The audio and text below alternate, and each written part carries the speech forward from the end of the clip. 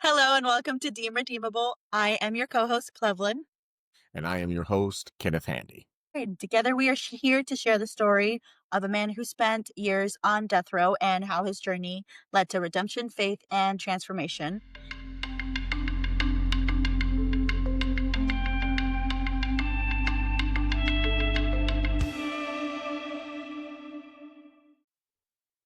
What is the title of today's episode?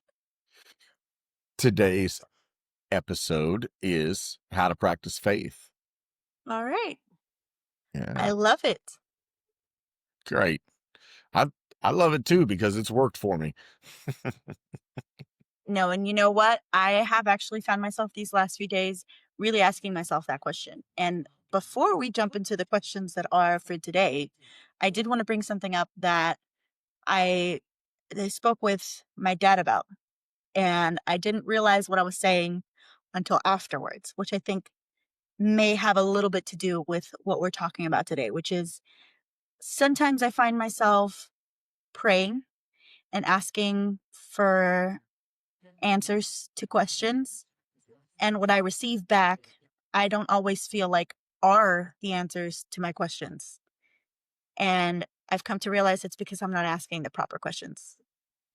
And if there's one thing I know that is never wrong, is that when God answers a prayer, and He's answering the prayer that should be answered. It's not just what you want, it's what He thinks, what He knows. In my opinion, I think. So, yeah, it's something that I've learned this week and that I had to put into practice that I I don't get to dictate what is correct, um, in that sense that, I'm having to ask the correct questions and I'm praying for things without realizing that the answer's been in front of me for a minute. It's just I'm not asking the correct thing. So, Hmm. Well, okay, so last time we talked about asking God to let me go. And in that respect, I can say I probably asked God every way it could be asked. Hey, can you let me go? I think the heartfelt prayer, when you are solely focused on that conversation with him, that's where the prayer is heard. Some people call it a prayer of faith, you know. I've heard preachers say he or she knows how to get a prayer through. Well, I believe that all of us deep inside know how to get the prayer through. Unfortunately, we're too distracted. We're distracted with everything around us. And today it mm, doesn't get any better because I have a phone and I have 100,000 apps on my phone and I have TV and I can watch every NFL game on Sunday, not just some, you know, and it's so easy to be, and I call it, what do you call it? Multitasking. mhm. And really, I'm not very present for anything. But then in the backhanded moment, I'm saying, oh, well, God, I need this. And God's like, "Oh, really? You got a couple seconds for me? Thank you." You know? No, yeah, no, I agree. I agree. It's hard to break through all the noise of the everyday, especially, you know, because surviving is a lot of moving parts. There's just a lot that goes towards survival, but getting out of that survival mindset and getting into a living mindset requires to quiet down the other parts in our lives that are no longer essential because we're no longer in survival. And that is a very hard transition, I believe. And especially like you said, because we have a lot of distractions. And it's also one of the reasons I appreciate a lot this hour and a half that you and I really connect. We get to have a conversation and, you know, work on on something that, we believe is bigger than just the two of us, but it is right now, the two of us. And I it really helps me stay in the moment and appreciate. That's good. I can say just for this last weekend, um, I had to get away to the mountains. It's where I feel the most at ease, the most in touch, in tune. A lot of stuff going on down here. Like you said, a lot of moving parts, Yeah. and sometimes we neglect or let the distractions get in. And something had started happening between me and my wife where we weren't communicating. We weren't connecting. So we needed to get away. No dogs, no children, no family, no regular church, no nothing. We just, you know, and finances were tight. Okay, finances are always tight, but if I'm if I'm on my last breath, I'm not going to be thinking about, oh, I should have saved some money here. I'm going to be thinking more of, I wish I'd spent more time with those people that I love. And that's more important, you know. Money's going to be made and it's going to be lost. No, I agree. I agree. And it's you guys have been married what, 6 years? No, we're 5 years. Yeah. 5 years. Okay. So one thing, and I'm sure you guys have also learned this, but one thing that I've learned is um, there's always going to be something to overcome, and that's not necessarily a bad thing. It just teaches us how to, if we're doing it right, it teaches us how to overcome those things and communicate with one another. Um, and it's always, I've heard a lot of people say, well, when you're with your partner, you have to give 100%. But I've come to realize there is no way you can give 100% for this long. You've been married 5 years. I've been married almost 7 years now. There's no way that you can wake up every single day and give 100% to everything, because every single part of your life cannot demand of 100% of you and expect that there won't be depletion in other areas, right?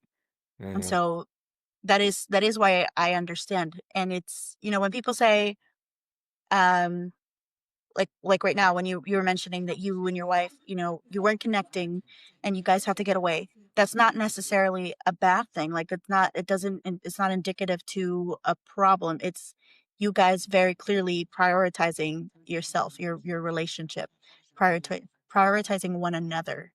And Absolutely. I think that's beautiful. Like, that's not an indication of, oh, we have to go away because we're gonna go fix things. No, that's just, we're creating the space that we require to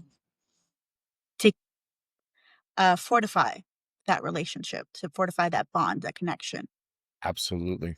Absolutely. For us, I really want to say that, I came out of prison after 34 years and I went in at 19. So I really didn't have a lot of experience with relationships. I mean, practically none.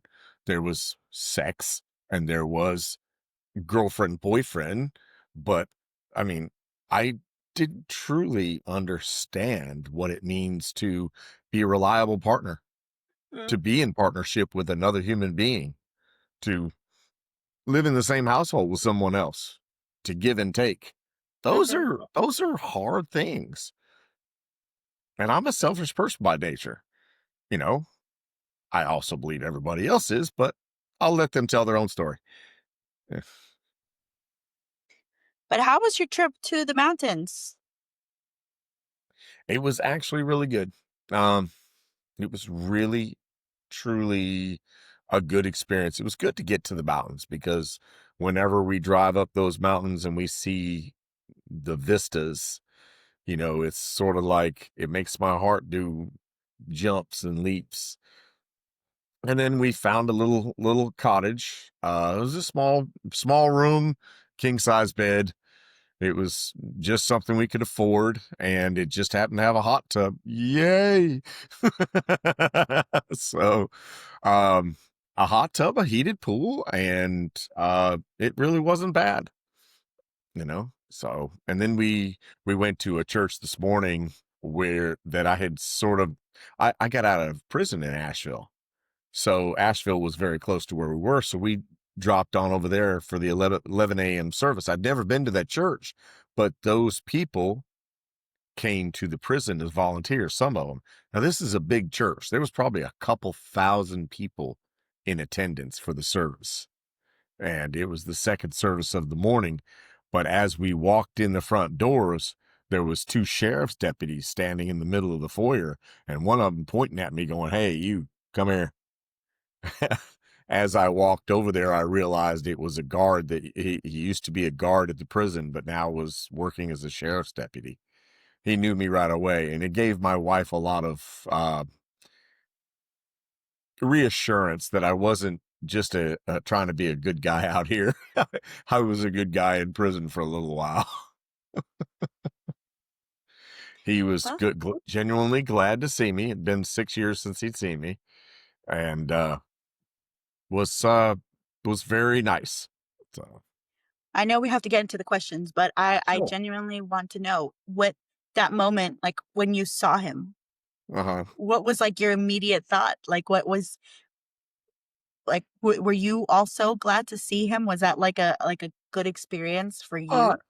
for me, it was because this is one of the. I was telling my brother that um there are few honestly and genuinely good guys who are uh correctional officers. I'm not saying that all of them are bad, but I'm saying that there are a few that are genuinely good in their heart. And he was one of them. And I guess that he remembering me also says he felt something about me in that same respect. So yeah. And then I got to see a couple other people that I had known, but not correctional officers. Well, I'm glad that was a good experience for your wife as well, you know, that Mhm. reassurance, but also the hot tub. That sounds amazing. It is. It was. I was in there, let me see, once Friday night, twice Saturday, once this morning before I left. So I wasn't playing any games with it. All right. Well, let's get into these questions, All right, shall let's we? do it. All right. So, as today's episode says, today we're going to be speaking about faith. So, the very first question that I think is important is what does faith look like in your routine now? Something you actually do, not just to believe. Okay. Um, faith today looks like an action. I believe, and therefore I act. Hope has set in that certain things will do certain things for my life and for my psyche and for my spirit and for my body. And therefore, I act on those things now. I get up in the morning at 4 a.m. when I'm not working nights, not because I have to be up at 4 a.m., but because I need my quiet time. I need 10 to 15 minutes to practice some kind of meditation. I don't do any Eastern philosophy or meditation. I do a lot of just breathing, trying to focus on one thing. And what that does for me is it slows my brain down. The average person has at least 5,000 thoughts a day.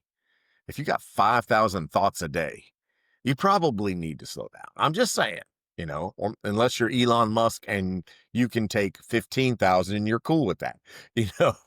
Um, Personally, I practice all kinds of things. I practice having a mentor.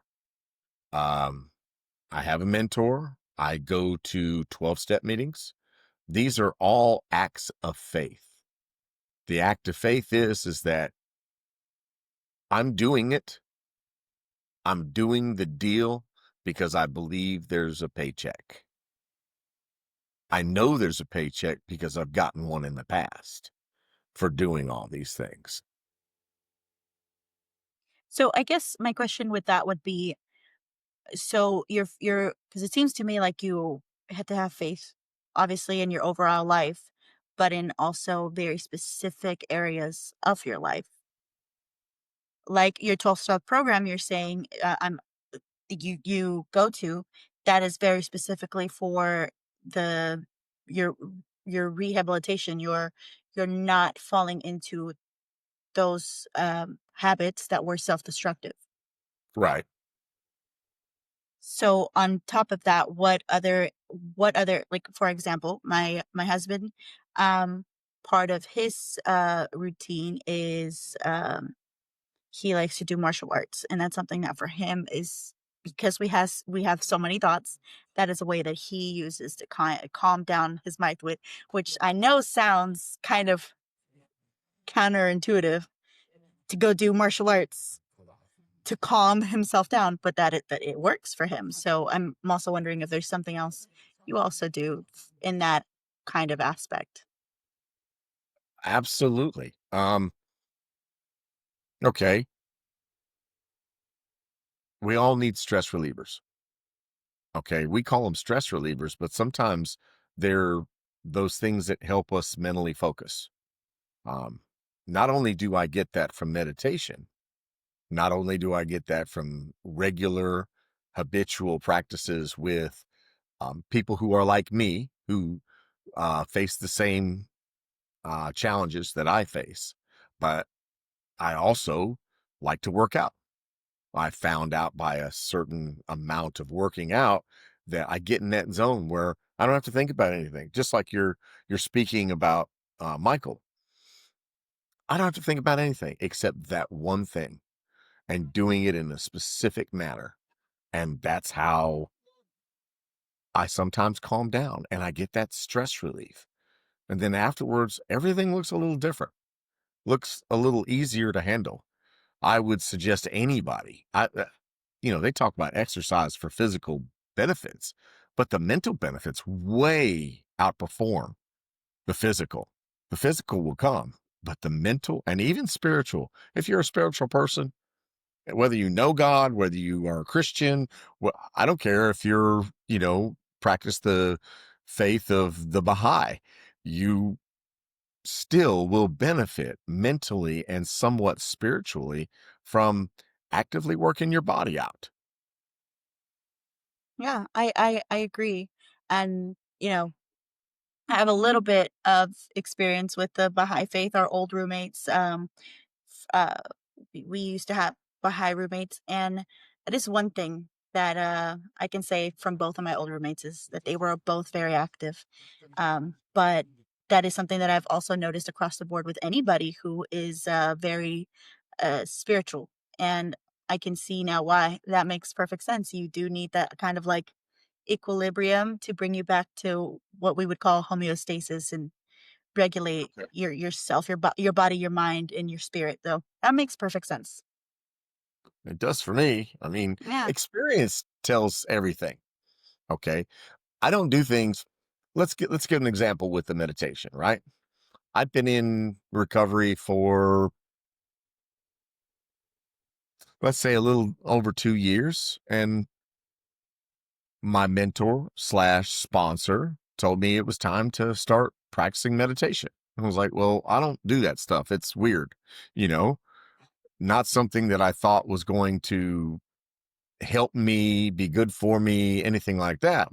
And so he told me, look, I'll guide you. First, let's just start talking about sitting still for 20 minutes. Let me tell you, I never thought that would be hard. It was. I never realized that just sitting still and not moving for 20 minutes could be a challenge. I mean, really. And then once I started doing that, I could start learning about how to breathe. And then I could start focusing on one thing. And after a couple of months, I was like, I'm not sure this is really doing anything for me. So I quit. Well, when I quit is when I realized how much it was actually doing for me. Because slowly over the couple of months, my thought patterns and my thought processes had slowed down.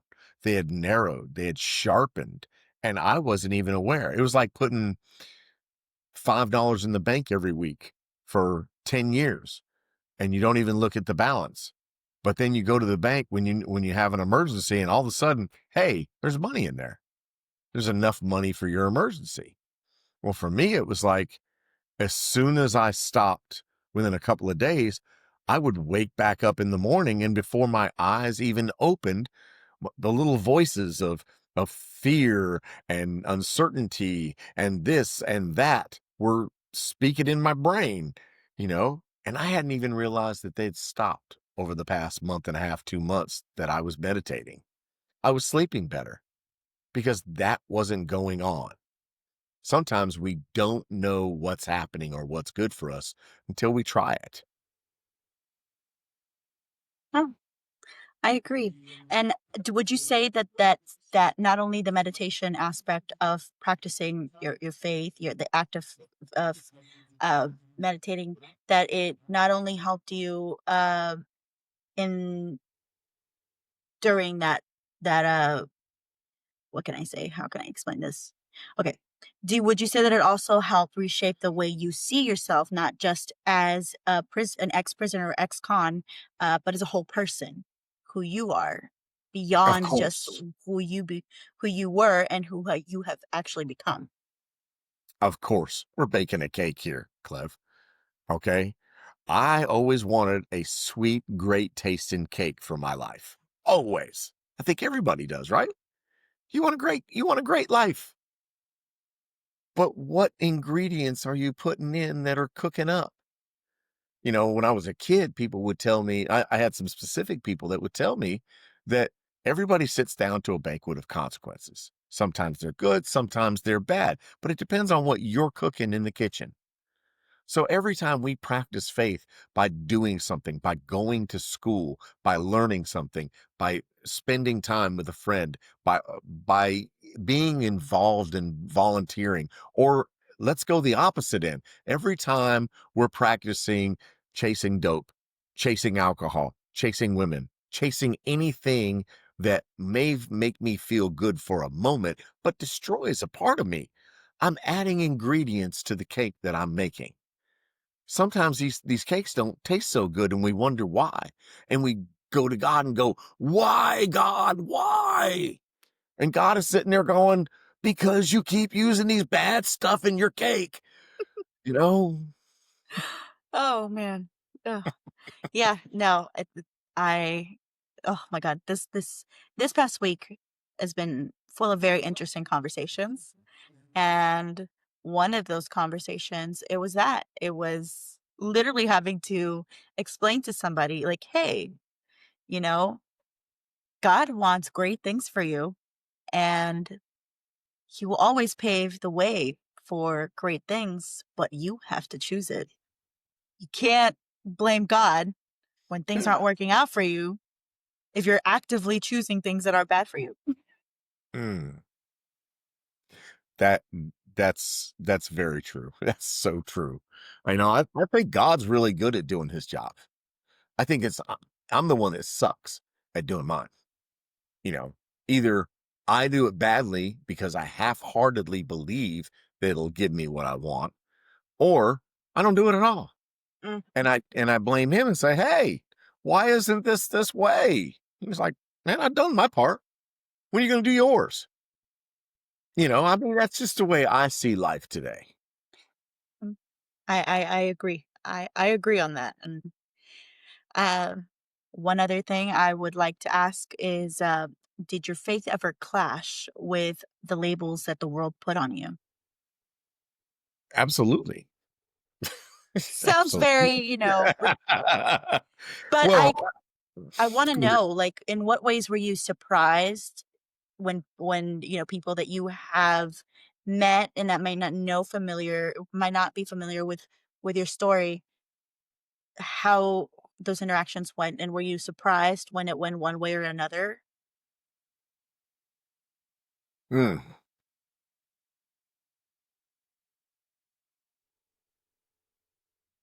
there's a lot to answer, and it can come from a lot of different perspectives with this. But my faith clashing with you're saying clashing with um who I was or who I am. No, the labels the world put on you. So it's not Oh, about who you are, but the labels that were put onto you. okay. All right. So here I am. I've kind of described to you that I was a part of the knucklehead crowd. That I loaned money. I sold dope. I did all the things that you weren't supposed to do. in prison to begin with because I had no hope. So, of course, I wasn't practicing faith in any area. When I did, when I did start to change, repent, change my mind, as you said so eloquently, by the way, um, I started coming to epiphanies about things that were true about myself and things that were true about the world and the world I live in, especially. I personally believe that prison is just a microcosm. It's a microcosm of society. Out here, you've got every kind of animal. You've got every kind of animal that does every kind of thing that has every kind of habitat. It's the same way in prison. It's just so small that you see everything all the time. You know, you got violence in prison, you got violence out here. You got violence everywhere. You have bad people inside prison, you got bad people out here. And do not ever think for a minute that you don't. But you know what? You also have good people out here, and you have good people in prison. I can remember I have two separate incidences around the same time that I got clean. I had one where I volunteered to do something that I really didn't want to do because it made me look like a pansy. Okay. But it was something that was spiritual and it was needed by one of the volunteers on the camp. So I joined a play. I mean, inmates putting on a play, that's kind of pansies. That's being a real sissy, right? Well, No. well, that's the way you think. But I lived with a bunch of rough, tough, gruff people who wanted to talk down because they're afraid of that. And I was afraid of it too. But all of a sudden, I had God telling me, hey, stop being afraid and do some things that are good. Start putting some good ingredients in your cake. So I volunteered. And I'm sitting in the rec center where we were about to practice for the play. And this lady who was directing the play, her husband came up and he's sitting there talking to me. And um, we're just having a really good conversation. At the end, he comes to find out that I had been a murderer and an armed robber. And he told me, he said, I didn't come to prison because and help my wife before this because I thought you guys were the scum of the world. He said, I sat there and talked with you and I would never have known who you were or what you'd done. I could have had that same conversation with anybody on the street and not thought anything negative or derogatory about. And that happens today, by the way. People, when they find out where I've been, what I've experienced, they're like, there's no way that I could have ever thought that, you know,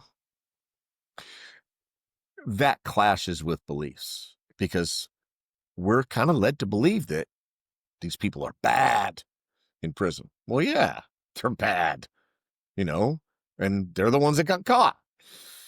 There's a bunch of us that have not got caught, you know, and then there's this part of, I may have even spoke about this before, but I was standing in the clothesline one day, hot day, and I'm standing out in the hot sun, a line of 30, 40 people in front of me. And normally, being the knucklehead that I used to be, I'd just walk up front. I'd cut everybody. And what ended up happening was I got in line and believed, practice faith, that I'm going to do what I'm supposed to do. And my God is going to add good things to my life, basically. So this guy jumps up, uh, a younger knucklehead, and he can see the rotten look on my face as he's jumping line. This guy doesn't know me very well, but he looks over and he says, "You ain't no killer," you know. And it just the epiphany happened in my brain right then that he didn't know. And so I told him, I said, "No, the problem is that I am a killer. I just don't want to be." I don't think anybody wants to be the negative person that they are if they're negative. I mean, how many kids grow up and say, "Ooh, I'm going to go grow up and I'm going to kill somebody"? How many kids do that? Or say, "I'm going to rob stuff or I'm going to hurt the people I love"? Nobody. I want to be Superman, fireman, policeman, all that good stuff when the kids want to be. That's not the way I ended up going though. You know, you couldn't have told me that. So there is a clash. There's the clash of, are we really good or are we bad? Negatively affected by dis-ease that leads us down bad roads unless we intentionally, with the help of a higher power, put something good in our lives. I know, long answer, right? No, no, I think it's a perfect answer because there might be people out there right now who genuinely believe that they have no control over their own outcomes in life and who just believe that, oh, well, this is what I was taught and this is what I am going to be. But like we said, you can change your mind and you can actively choose to make something better. Do something Absolutely. That's right. not only productive for yourself, but productive for others as well. Mhm. You absolutely can. How has being part of a faith um, community or not? I'm sorry, this question I think was one of the questions that we were a little That's fine. Ask it. okay. No, it just the wording of it is a little weird. Um, how has being part of a faith community or not affected your entry to everyday life? So I guess this question, what it means would be, um, how exactly did your faith help you reintegrate once you were out of prison? Okay. That's great because it happened before I left prison. It just continued out here. Okay. So earlier we were talking about, my experience with an officer and seeing some people that have been volunteers in prison, and now I'm seeing them in a free world, you know. Um, I told you before when you asked me about what I believed was needed. And I told you, well, we don't need Bibles. There's plenty of Bibles in prison. We probably need programs, but we need programs that are worth something. But overall, what's needed more than anything for people who are in bad spots is relationship. The reason I sit here today is because God, the God that I believe in, put people in my life to model what it was to have active faith, to practice it daily. And they practice it with me. I have a lady and a gentleman that came in and showed me what it was like to be parents to me. They kind of adopted me in a way, spiritually at least. And when I got out, they stuck with me for 26 years before. Let me see, 26, 34. It wasn't 26. It's 24 years before I got out. When they met me, I had a long beard, long hair. I smoked pot every day. I did every drug that I could get my hands on. I made illegal alcohol, and if I couldn't make it, I was trying to get it another way. Okay, they poured into my life. I asked them why. They said God told them to, and this is the exact thing that they told me. They said that they were out in the parking lot of the prison the day before they came to see me as a visitor for the first time, and they said that they prayed and they asked God what he wanted done with me. Did he want them to teach me biblical principles, preach the gospel to me? What was it? And this is what they said to me. They said that God told them to just love me.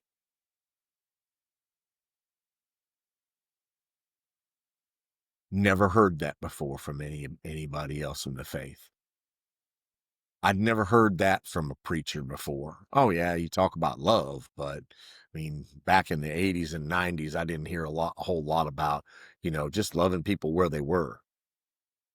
Just having that act of love and somebody saying, "We accept you as you are. We don't care about your past." It helped to free me. I mean, not overnight. Nothing happens with pixie dust, okay? Except bad stuff. Every time I put pixie dust up my nose, it's not a good thing. So, but there's no magic pixie dust for life. We just talked about the ingredients I put in a cake. We still got to mix it up.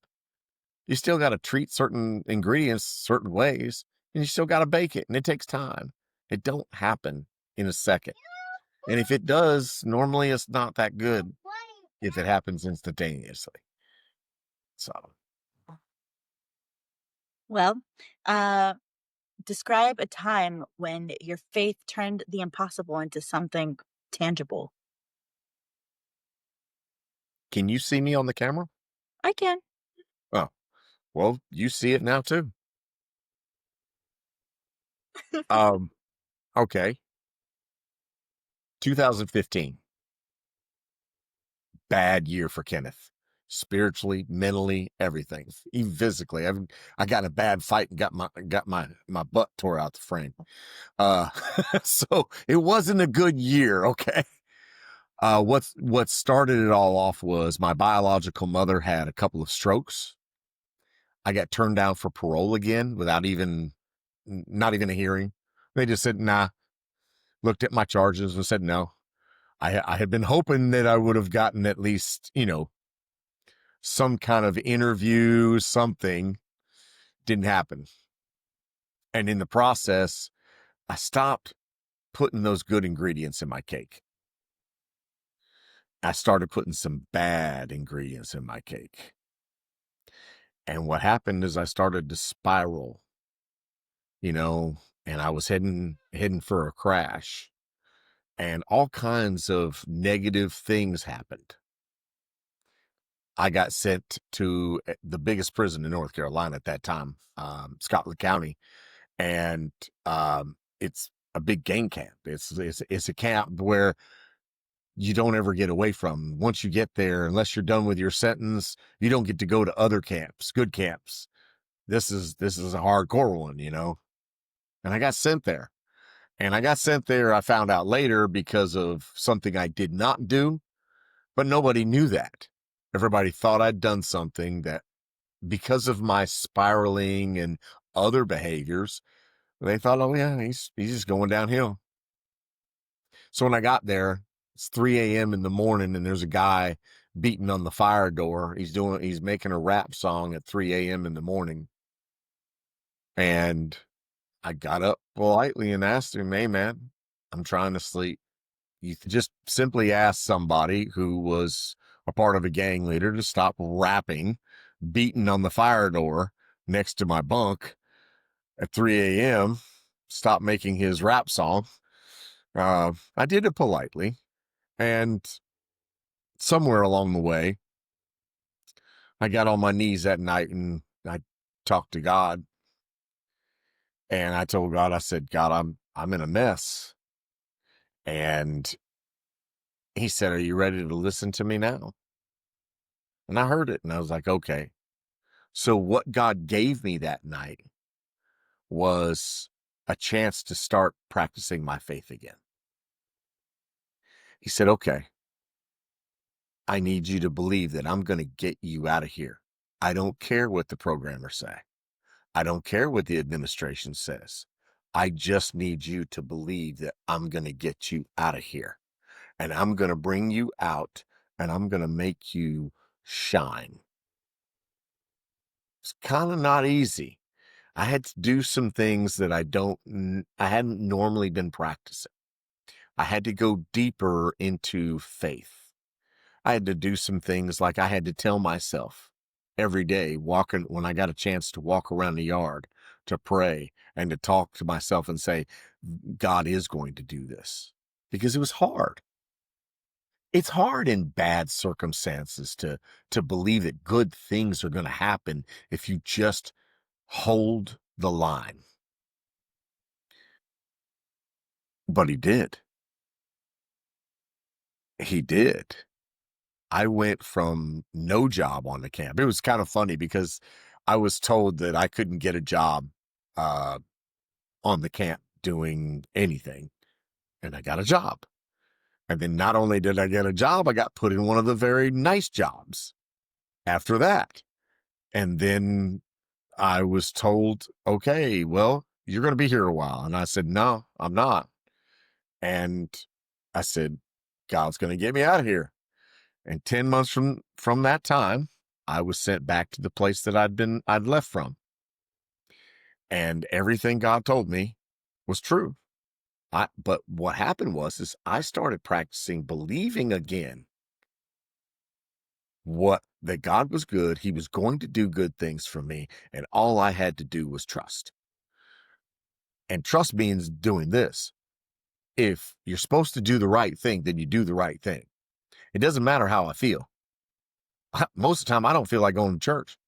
I'd rather get ready for football in the afternoon. Okay? I would. I like football. You know, I would rather not go to bed at 9 o'clock because I got to go be at work at 6 o'clock the next morning.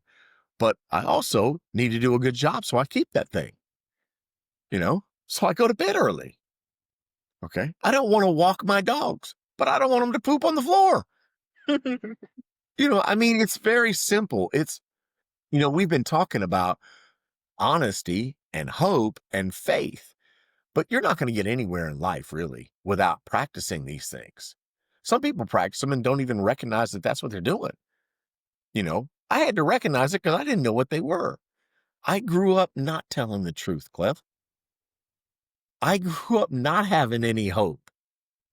I grew up not knowing what it was to believe that something else was going to happen and for good, and that somebody else cared about me. I grew up in a very dysfunctional home. I love my family. I do. I love my biological family, but they're crazier than lunatics. They are. I love them. That doesn't make them bad people. Hey, I'm not disagreeing with you. I know you're part of my family, so I'm like, Uh, oh, are you calling me crazy now? yes, gotcha. Gotcha. Okay. Next time I see you, Why I'm do you think I stay so far away from you? Have okay. you have I not watched you throw things at your husband? No. No, not a shoe. Okay, that's different. That's different. Okay, I'm and just saying. that is because your nephew was being a knucklehead, like you said earlier. Okay. He is my nephew. He's also like my son sometimes. Oh man. No, So let's move on. your family is lovely. They're crazy, but they're lovely. So one thing I wanted to talk about before I ask my next question is I grew up very, very Catholic. I grew up in a very Catholic home, and although that definitely helped me create a belief system that held me uh, responsible to something bigger than me. Um, I do feel like a little bit of my Catholic upbringing was just based on guilt. And in a way, the way that I was brought up, that I was taught how to practice my faith, I feel like made me turn away from God in a sense once I became a little bit more free, I guess. I My point is that a lot of the things that I learned in the Catholic Church, I had to learn to let go of in order to better practice my faith, in order for me to have a healthy relationship with God and not blame him for things that were not his fault, as we are saying now, right? And so what one belief that you held behind bars that you have since let go of? Hmm. Have we ever talked about God and the baseball bat? Maybe, but why not? Let's talk about Well, it again. okay. Well, I mean, a lot of people are into a performative religion, and I was. I mean, I started out Catholic too, basically.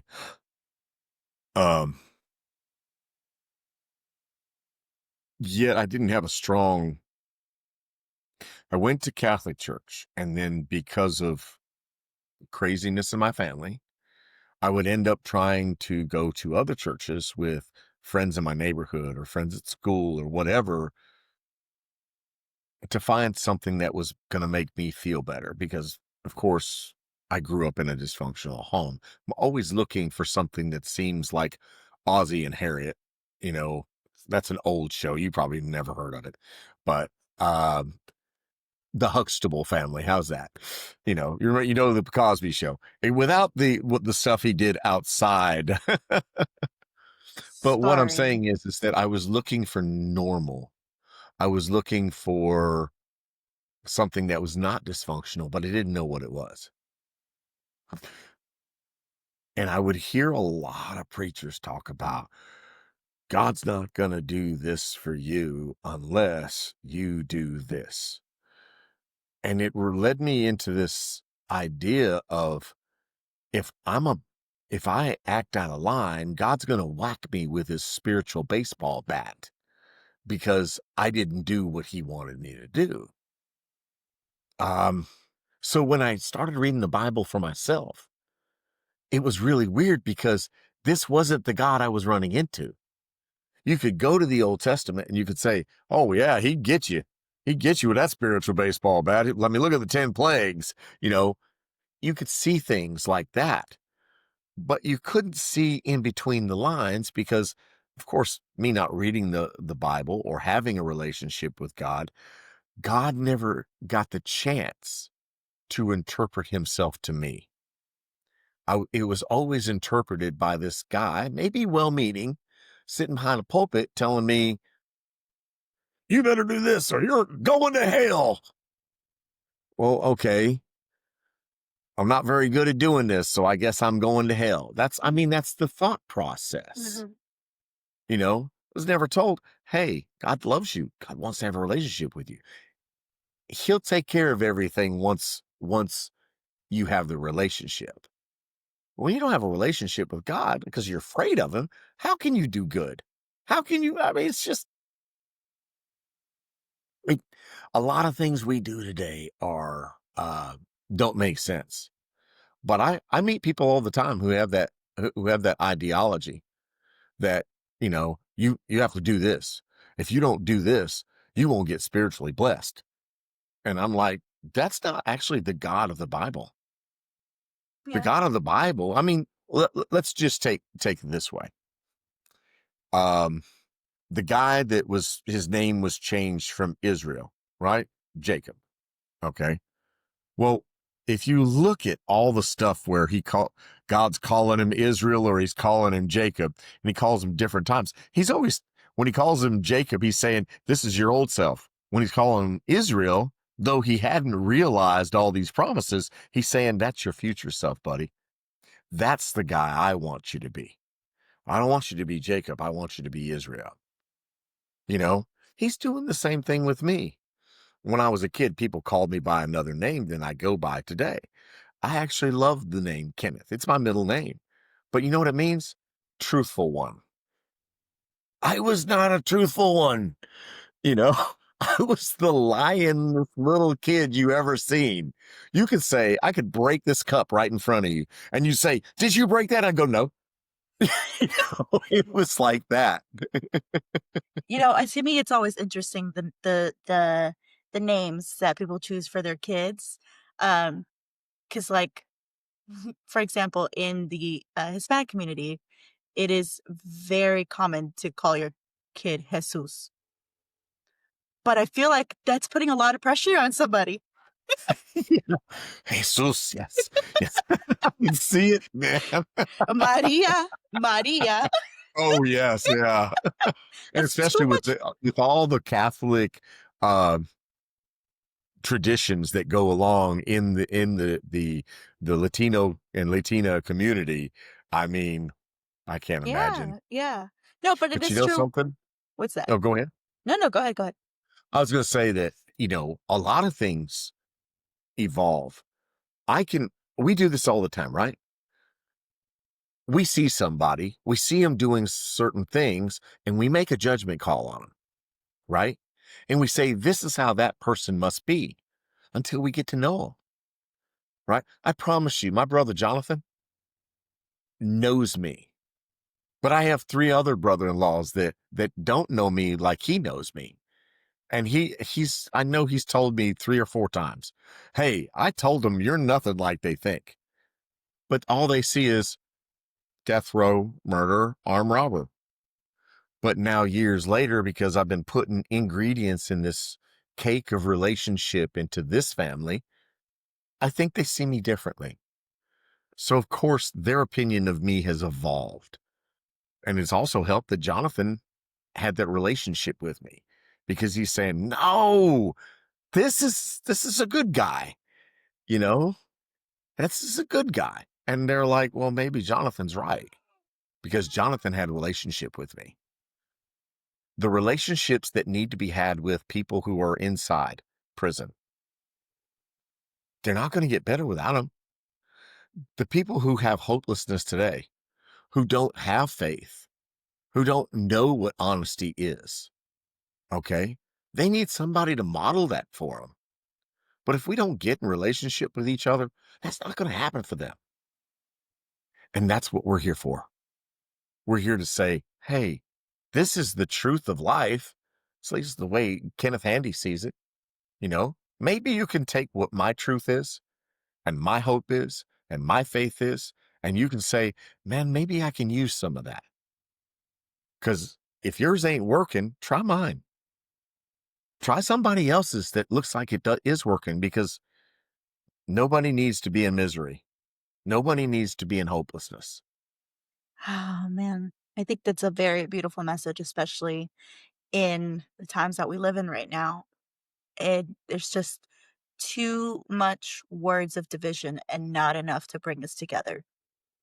And I I really do pray that we as a country find a way to make peace with our neighbors and connect with one another.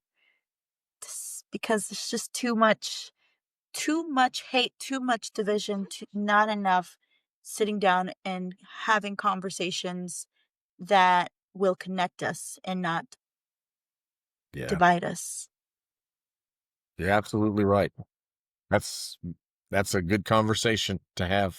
Yeah, which is why I'm saying, like, I appreciate this hour that we take to, you know, I come into this conversation with questions that I want to ask you, and then as we're conversing, there are things that I want to ask because I want to get to know you better. Because even though you are part of my family, you are living a life that I am not entirely a part of, but I do want to be a part of your life because you're not my blood relative, but you have become my family.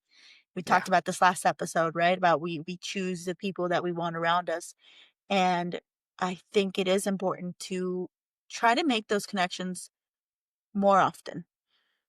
yeah, absolutely. Yeah. Yeah. Okay, I so I do, and I not only enjoy this, but I enjoy, like I was just talking about Jonathan, and I've had these conversations with you that, you know, when you meet someone and you speak the language of the heart. There's a guy named Bill Wilson talked about the language of the heart. It's where we're open and we're honest and we say, hey, this is who we are. And we connect. The word that you used earlier, this connectedness happens, you know, um, it changes us. It's more ingredients in the cake. It's more like it's the sugar that makes the cake sweet. yeah. And I love this analogy of the cake because a cake is made to share. Yeah. Then think about it that way. Good job. Had yours. Eh, It has, Just yeah. layers. Layers. All right. So when we were speaking the other day, we talked a little bit about life sentence classes, the different types of classes for life sentences. Yes, ma'am. So we talked about old class and how for first degree, it was a minimum of 20 years. Mhm. And for armed robbery, minimum of 7 years. And you had to finish one sentence before the other up until we had Bill Clinton, who signed in a law, who was able to switch all that up.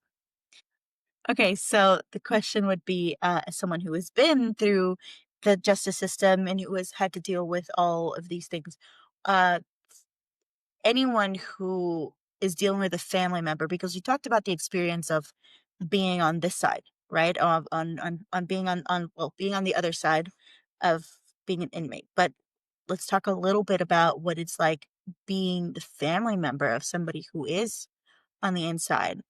Um, what would be something that you would advise them, being that, you went through all this where you were having to serve your sentences um consecutively? What would be something that you would like to tell to a family member who's having to, you know, because this is in the state of North Carolina, but we're talking statewide, which I know is a really big question, but I would like to get your answers, your input on that. So, what would I say to the family members of Yeah. people who are doing, let's say, sentences or long sentences? First of all, to the inmates, to somebody who's locked up, uh, time is relative. Okay. The guy who's doing 6 months, it's killing him like the guy that's doing 6 years. Okay. He's sweating every day. But the guy that's doing 6 years, he's got a longer perspective. He knows what he's got in front of him. So now he's just trying to get involved in making his time, filling it with something, something to take his mind off maybe the pain, the addictions, whatever he's going through. Um, so, and the guy who's got a life sentence, he's also got a different perspective. People ask how in the world I did 34 years. Well, you do it a day at a time, you know. For me, I had to, make plans, but never focus on anything. Family members, though, they live in a whole different world because they don't have any power. They don't have any power over their individual, their loved one that's in prison. They don't have any power over the people that are running the system. They have no power over the politician who makes or represents laws that make all of the other cogs in the wheel or the machine turn. So it's really excruciating for the family member because they want us involved. Well, number one, they want us changed. They don't want to see their family member, their loved one, go through this anymore. And it's very unfortunate because what they have to do is they have to treat that person in a different way than they have because most family members just enable their loved ones to continue doing what they do. I don't think that they mean to. I don't think they want that. Sort of like, okay, with me, drinking was my solution. Drinking was my problem.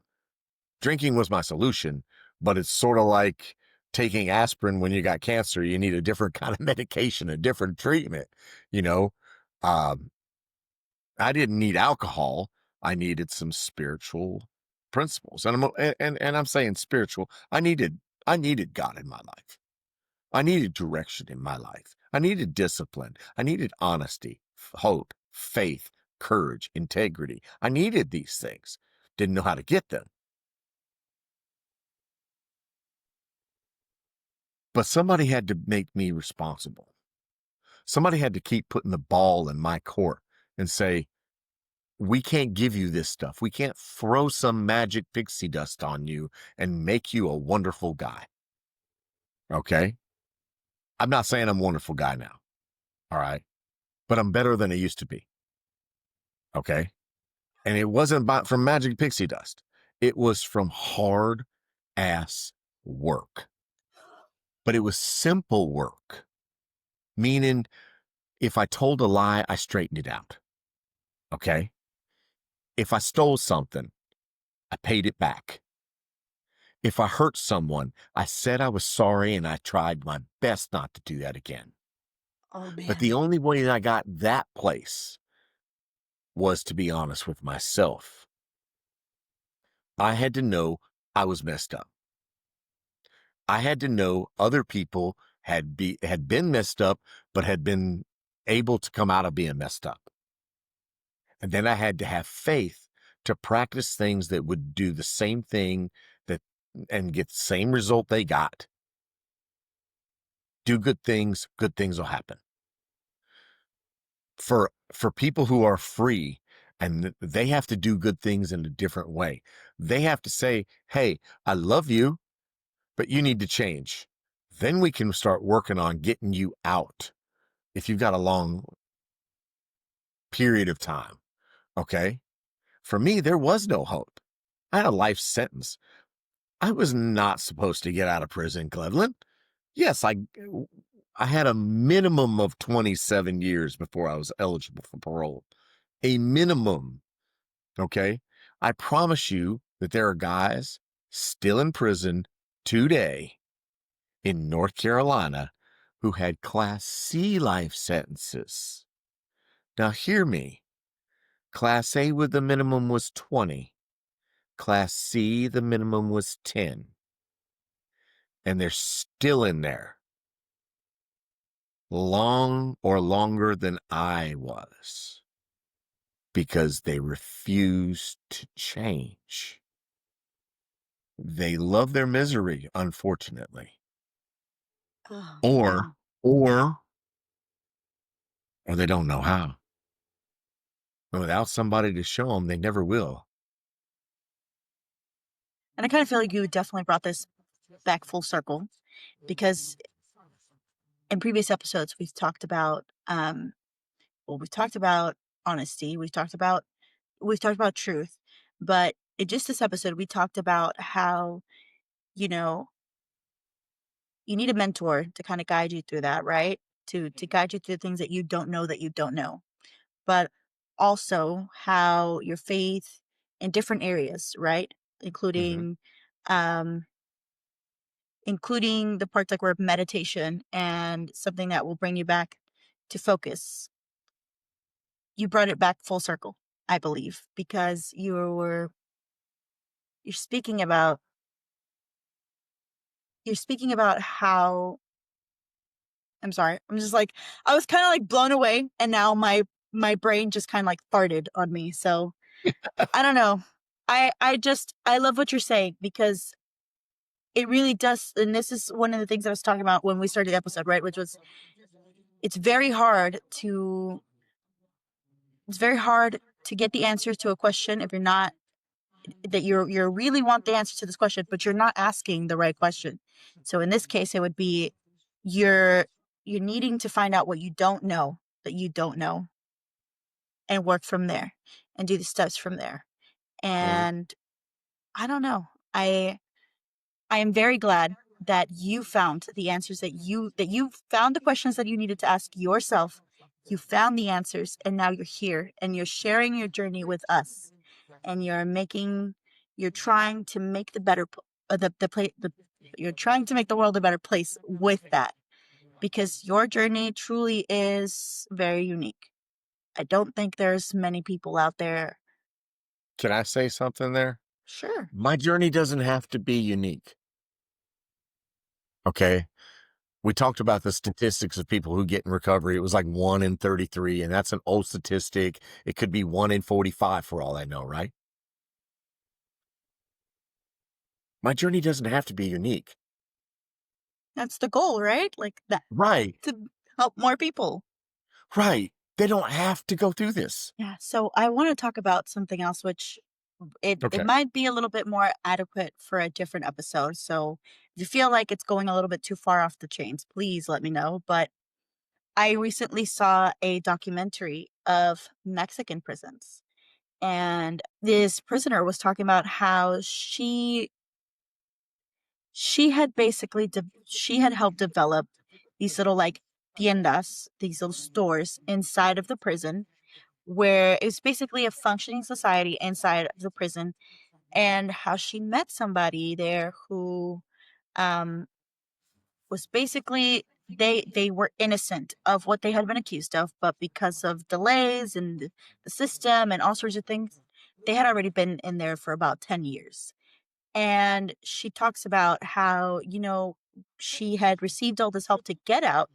She was like, "Well, I want to come back and I want to help you, and I can connect you with the same people that helped me get out of here." And um she goes, "No, I I appreciate what you're trying to do because I am innocent of what I was accused of, but I don't have anything else better than this waiting for me out there.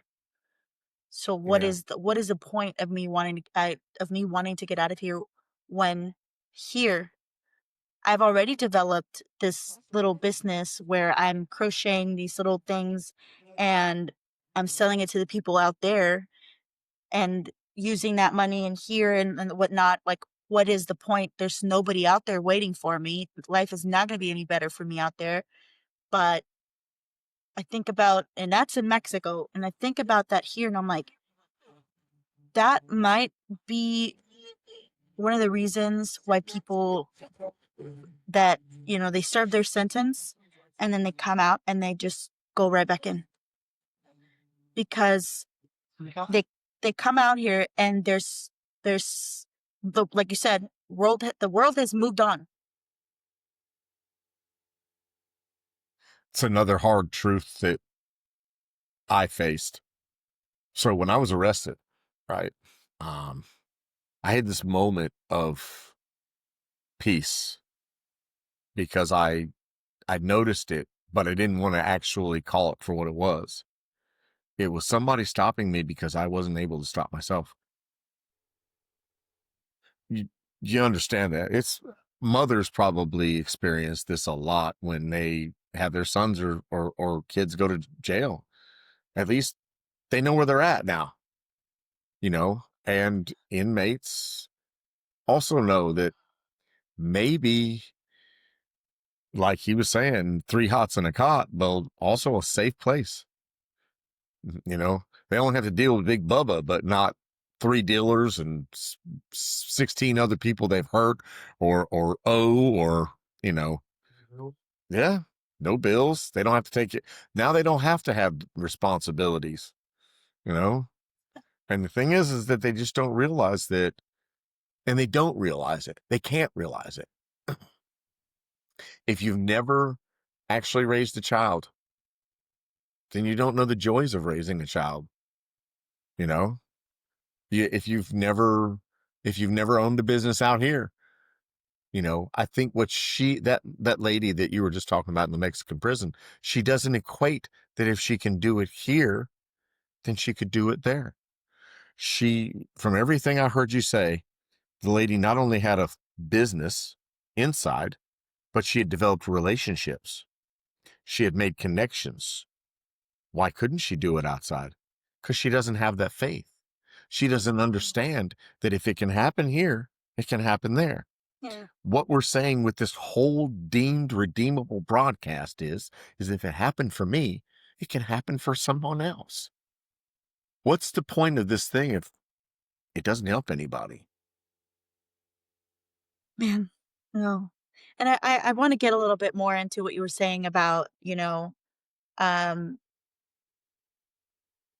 the family member that's out here really holding the the inmate accountable, the family inmate accountable. I want to talk about that a little bit more, but I do not want to because we're almost we're over 30 minutes in already on this one. Yes, we So we are. but I I can tell you that I relate to the feeling of I don't want them to be in prison, but at least I will know where they are. And I can relate to what you said about at least you stop at least somebody stopped you, right? Yeah. Not in the sense that it was me, but in the sense that I had a sibling who, for the longest time, that was the thought process that we as a family had, the that we don't want him behind bars. We don't want him in a hospital. We don't want him, um, we don't want him dead. We don't want that to happen to him because we love him. But the way he's going, any one of those 3 options is better than what he's doing right now. And it really hurts to say that out loud because I love him. I really do. But the idea of him continuing to hurt himself or potentially hurt somebody who was really at the wrong place at the wrong time, or him hurting somebody because he just didn't know how to keep his mouth shut, I just that that all those thoughts are definitely thoughts that we had with my family member, and I'm glad that he's doing better now. He definitely still has a lot more work to do, but I think going back to what we were talking about earlier is consistency, right? Practicing consistently Sure. is what changes a person, and recognizing that they're Man. not doing good right now. Well, first we got to plug into the power. You can type on an electric typewriter all day, but if you don't plug it into the wall, it don't mean a damn thing. All you're doing is just pressing buttons to be pressing buttons. You know. I'm gonna tell you the hardest thing about being a part of a 12-step program: stepping over dead bodies. It is. And now you just sucked in breath because you got that principle as soon as I said it, and you understood that the hardest thing about loving that family member is watching him destroy himself. But it's going to be even harder if he doesn't hit enough pain. Pain is a wonderful motivator. It will make you take your hand off a hot stove quick. It will also make you think about not having nothing, not having nothing to eat, not having people to love you, not all kinds of things. But let me tell you something: there's one motivator greater than pain. It's love. Now, I'm not being Bambi Pamby by saying that, but what I'm saying is pain drove me into recovery. Pain drove me to try different positive things in the cake that I'm making for my life. Okay. But what kept me consistently doing it is the love of the things that I got in return for this active faith. I have a wife who stayed with me 5 years. She has wanted to think about that a couple of times, but she's hung in there. Okay. My biological mother prayed for my release the whole time. I'd tell anybody, don't stop praying. I don't care. Don't stop praying. I don't care. Don't stop praying for that person. But like you said, pray the right things. Connect with God and ask Him what you need to be praying for. Maybe you need to take your hands off that person's life and let them experience the pain that they're making for themselves so that they take their hand off the hot freaking stove.